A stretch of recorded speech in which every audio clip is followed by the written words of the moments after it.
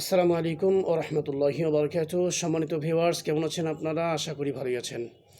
আমি আলোচনা করতেছিলাম আপনাদের সামনে ধারাবাহিকভাবে ২৭ শ্রেণীর মানুষ আল্লাহর জান্নাতে যেতে পারবেন না। আমি ইতিপূর্বে আপনাদের সামনে ১৪ প্রকারের আলোচনা করে ফেলেছি। আজকে আলোচনা করব ১৫তম প্রকারের মানুষ। ১৫তম প্রকারের মানুষের পরিচয়ে, তাদের পরিচয়ে আমরা নারীদেরকে পাই।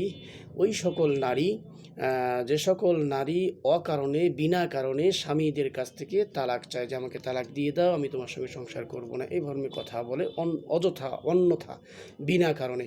আল্লাহ রসুল সাল্লাল্লাহু আলাইহি ওয়াসাল্লামের একটি হাদিস হযরতে সাওবান রাদিয়াল্লাহু তাআলা আনহু বর্ণনা করেছেন। তিনি বলেন, ক্বালা আইয়ুহা ইমরাআতুন সাআলাত যাওজাহা তাল্লাকাহা মিন গায়রি মা বা'সা ফাহারামা আলাইহা রাইহাতাল জান্নাহ।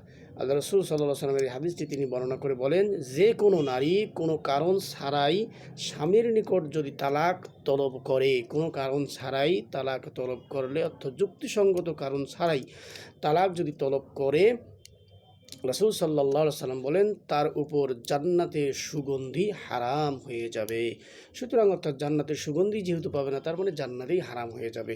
সম্মানিত ভিউয়ার্স, এ ব্যাপারে সূরা আল বাকারা এর ২২৯ নম্বর আয়াতে আল্লাহ রাব্বুল আলামিন বলেন, ফাইমসাকুম বিমা'রুফিন আও তাসরিহুম বিইহসান, অতঃপর বিধি মোতাবেক রেখে দেবে কিংবা সুন্দরভাবে তাদেরকে ছেড়ে দেবে। এই নারীদের সম্পর্কে আল্লাহ তাআলা এই কথাটি বলেছেন।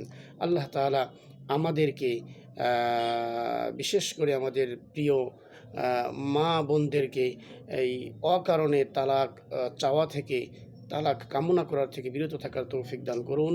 আমিন।